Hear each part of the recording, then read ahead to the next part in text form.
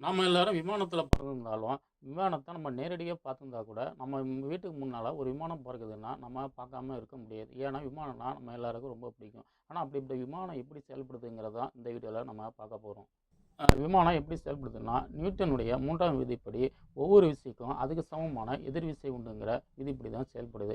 விமானத்தில 2 பக்கமும் இருக்கிற 2 இன்ஜின்லேருந்து வரக்கூடிய அதிகப்படியான த்ரஸ்டர் அழுத்தத்தின் காரணமா தான் முன்னோக்கி விமானம் இழுக்கப்படுது, தள்ளப்படுது. பிஸ்டன் இன்ஜின்ல ப்ரோப்பல்லரை ஜாயின் பண்ணி அதன் மூலமாக வரக்கூடிய அழுத்தத்தால் விமானம் முன்னோக்கி தள்ளப்படுது.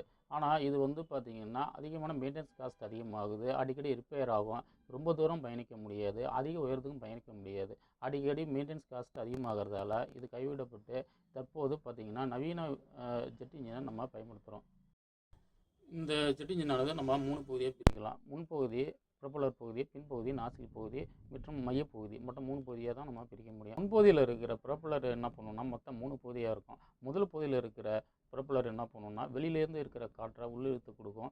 அதுக்கு பக்கத்தில் இருக்கிற 2 ப்ரொப்பல்லர் என்ன பண்ணுன்னா அந்த காற்றை அதிகமான அழுத்தத்தில் உள்ளார மையப்பகுதியில் தள்ளும். முன்பகுதியிலேருந்து வரக்கூடிய காற்றானது நடுப்பகுதிக்கு வருது. இந்த நடுப்பகுதியில் வந்து எரிபொருளோடு கலந்து இந்த காற்றானது மேலும் அழுத்தப்பட்ட காற்றாக மாறுது. இந்த அழுத்தப்பட்ட காற்றானது பின்பகுதியில் இருக்கிற நாசில் வழியாக வெளியேற்றப்படுகிறது.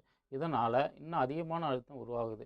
இதனால் இந்த விமானம் முன்னோக்கி தள்ளப்படுது. எல்லா பகுதியிலையும் ஆட்டோமேட்டிக் சென்சார் பொருத்தி அதோட அழுத்தம், அதோடைய வைப்ரேஷன், அதோடைய வெப்பநிலையை கண்காணிக்கிறதுக்காக எல்லா நவீன வசதிகளோட இப்போ கண்காணிப்பு அமைப்பை இதில் உண்டு பண்ணியிருக்காங்க.